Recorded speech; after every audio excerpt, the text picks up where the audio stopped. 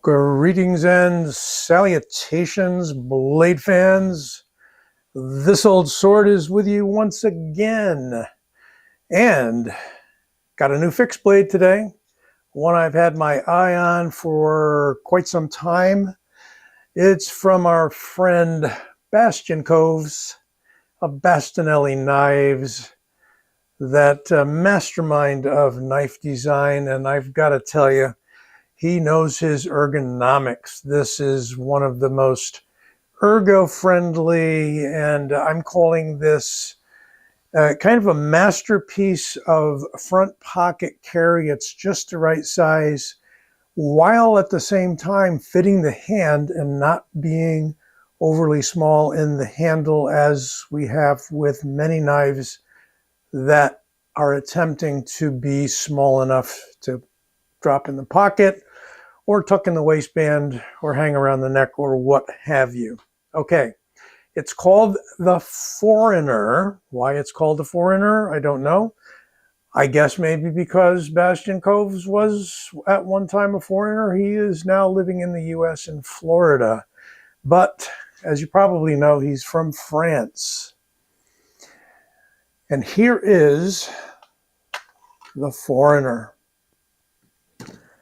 Very much in keeping with a design note that you will see in many of his folders and some larger of his fixed blade knives. It is from M390 steel. It is made by Fox in Italy. And it's tiny, tiny, tiny text right there. So it is Fox M390, got some beautiful jimping on it. We're going to talk about the ergos in a moment. You might look at that and say that is a very unusual and non-standard sort of a handle. And it is a somewhat dedicated handle because it's not neutral at all. It is meant to fit in the hand as if you're squeezing a piece of clay. It just melds with the hand. Incredible. It is extremely thin in the cross section. It is a completely hidden tang. The tang goes all the way back to that last screw. And these are T8s as far as I know. Sorry, don't have the wrench set handy. Probably you're not going to be adjusting this unless you want to remove the handles and replace them with something that you concoct or something that a modder might come up with for you. I like the handles. They are a kind of a raw linen micarta. I believe it's linen. You might call it canvas. I'm not sure. Fairly rough texture, but by that I mean the pattern, the size of the threads. It is smooth but grippy. You get some variation in the color there between some black layers and some lighter layers. It is going to darken up with your hand over time. And it is thin, it is light, and yet we've got a blade that is extremely usable. I'm going to call it kind of fashioned after a seax blade. That's S-E-A-X, seax blade. Some of those ancient blades that would remind you of a Warncliffe. And if I can snag it before we're done today, I'm going to show you the shadow flipper, which this is kind of a fixed blade version of, if you're familiar with that knife. We're going to get to measuring it first so we can get on with all the other goodnesses about it right after that. It is only 7.3 inches long. It's got a blade of 3.4 inches and a cutting edge of about the same.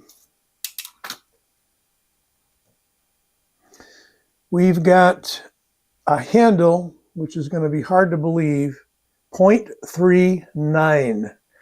And no, it doesn't feel too thin. 0.15 on the blade stock, so fairly thick. And that's coming in 3.8 millimeters. And I believe the weight on this is going to be outstandingly light, but we're going to find out in a moment. And it is 3.1 ounces. Wow. For a fixed blade, that is nice and light. That beats out many folders, for that matter. What was I going to say? It is thin, it is light, it is ergonomic. We've got some beautiful file-like jimping, 2 runs of it here. So you've got the tip of your thumb there, you got the tip of your thumb there if you want. And you've got even jimping, and I think Bastinelli is one of the few, if the only people that do this. You've even got jimping up here for detail work. This can be a fine EDC knife with an almost straight edge, slight curve to the edge. We've got it going all the way up to the plunge grind. No, there is no sharpening choil. No, there is no finger choil. Don't need one because you're up so close here. The handle, much like the large Dragotac, the big Dragotac and the small Dragotacs, can be held back here, finger like a trigger on a pistol. We can come up into the mid position here, or you can come way forward with the thumb, and you do have a beautifully crowned spine up to this point. And then for the swedge, you have the swedge and you have ever so slightly a break of the edge there so that it's not sharp. It is just beautifully finished off. Really, really beautifully finished off. As I said, you got the 3 screws. As far as I know, it is not glued on. So you can remove the handle scales. You can barely see a seam. The fit is so nice. And we do see this on some other knives with Bastinelli in the smaller line that's recently been coming out in M390. Some of the earlier models had been coming out in N690. Not quite as premium a steel as the M390. For size comparison today, here's one of my all-time favorite front pocket carry knives. Here is the Spyderco Street Beat. And this knife and the Street Beat are one and the same length. So, if you're familiar with the Street Beat, you've got a taller blade on the Foreigner. You've got an arching handle versus a fairly straight handle, scalpel-like handle.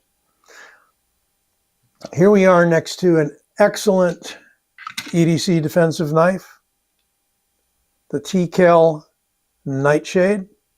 Nightshade's even smaller by a good inch. Another Bastinelli, the Acheron La Sanction, a very small knife. So if you know this knife, this is considerably larger. And the Osirako Zukuri Mini Kaiken by Williams, also an Italian-made knife, and I believe this is by Lion Steel. Interesting thing about Bastinelli is he sort of splits his production, his OEMs, between Lion Steel and Fox. So this one's from Fox, this one's from Lion Steel, just about the same length. Now, if you like your neutral handles, and many of us do, because you can hold it point down, edge in, point down, edge out, point up, edge out, point up, edge in, whatever you like, because basically the handle is a stick with a little bit of a pinching in the middle here. A very similar handle material, except we've got black, we've got a greenish black. They do call it gray or black. I would say that you probably just have a little more black in this mix, and along with the natural. Beautiful blade shape on that. Japanese tanto style, and before you tell me it's not a tanto, it doesn't have to be a chisel point to be a tanto. It doesn't have to be a Lynn Thompson Tanto, as great as those are. Here is the chopper from Bastinelli. Also, one of my all-time ergo-friendly knives. This is a small knife, but it is considerably larger by about 1.25 inches overall than the Forgeigner. This doesn't quite make it into the front pocket unless you've got extremely deep pockets. And my only qualm with this is that in smaller knives, I'm not really a huge fan of the trailing point. I tried explaining this on, I think it was an Instagram page somewhere, somehow recently. And somebody took me to task because he said, you know, just read this book on warfare and they'll tell you that, you know, the curved blade is fine for, you know, it has been with us for ages, so on and so forth. But you can't compare a sword with a knife. They're a totally different animal, okay? You have much less reach. I'm not saying this is a bad knife. I love the knife. One of my favorites. But Michael Janich has more or less proved through his cutting tests, and people like Fieldworks have proved through their cutting tests on pork, on actual meat, and swinging that around with a lot of energy and, you know, making people go at it with their blades, that what you have here is a trailing point where the zone of maximum pressure, and that's a term I learned from Dan Inosanto, the zone of maximum pressure is trailing away. It lets off towards the end of the stroke. Now, I didn't want to turn this into a treatise on that, but here we have something very akin to the Janich designed Yojimbo, where you've got a Wharncliffe sort of blade with the tip dead center on this one, not down here, but your pressure is going to be directed into the tip, right? So the pressure is not going to go away on the arcing cut. Now that's just on the arcing cut, not on the thrust and so on and so forth. I will say that this holds extremely well in the, let me back out if I can, extremely well in the point down, edge out hold. Perfectly perpendicular to the edge of my hand and my forearm, except you don't have that edge in. And I really don't think you'd be sharpening this. Maybe some people would attempt to. I think that would be sort of destroying the knife in this case. It works best just the way it is, but you can certainly thrust, no problem. And you've got an excellent place to cap it with your thumb. Your thumb just flows right along that pommel beautifully. Got a lanyard hole, if I didn't mention that, but you probably saw it, so I don't need to point that out. And now let's see if we can find that folder I was talking about. Ah, yes, so here is the Shadow Flipper, made by Fox as well. You can see the Fox with the Bastinelli claw mark through it. You see that fairly often. It's actually here as well.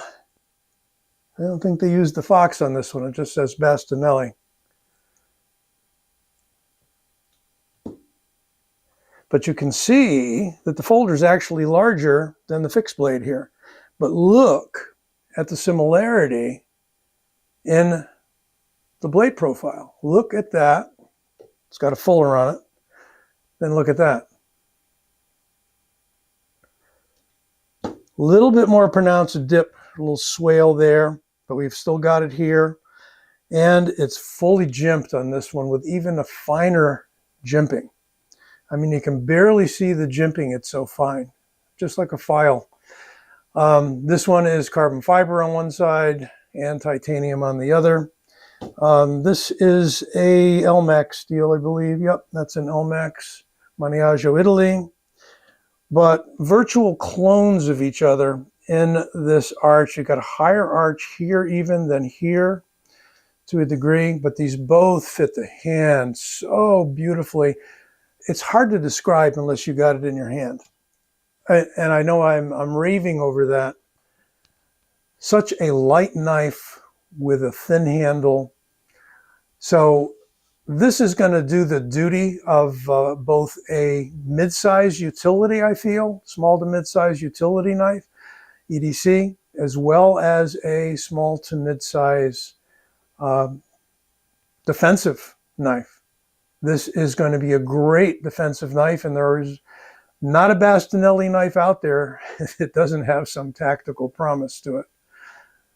Good thickness out to the tip, yet fine enough for piercing. Got a little insert part here because I realized I hadn't talked very much about the sheath. Comes with a decent Kydex sheath. I would say the Bastinelli sheaths are sometimes a little on the thin side. Don't have the box handy, just came in a plain cardboard box. This one did not come in the plastic lockable box that many of the other knives in this category from Bastinelli have come. It is easily pushed off and locks in very well, even to the point where the screw here has its own little notch there, although that's not really where it locks in. It's really locking in down here near the what you call the guard, or the end of the finger groove. But lock in tight it does. A little bit of rattle, so maybe you won't be sneaking up on somebody, I don't know. But that is the story about the sheath. Comes with a single strap, similar to this. I left the strap in the box, but that would allow inside the waistband carry, or even potentially a scout carry. What I would do with any of these small knives is, unless you're just going to drop it in the pocket, which this is set up to do the way it is, with nothing on the sheath, I would put either an Ulti clip or a DCC clip on it. DCC clips are great, and they come in all sizes and lengths. So that might be the perfect way to go with this particular knife, or anything else this size. Okay, what do we got out of the box for sharpness? Well, I checked this out earlier, and it's pretty darn good.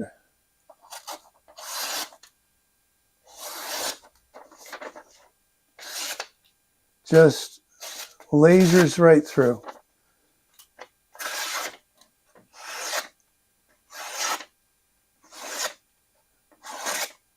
And piercing. Beautifully piercing. Well, let me know what you think. This is a relatively new one from Bastinelli.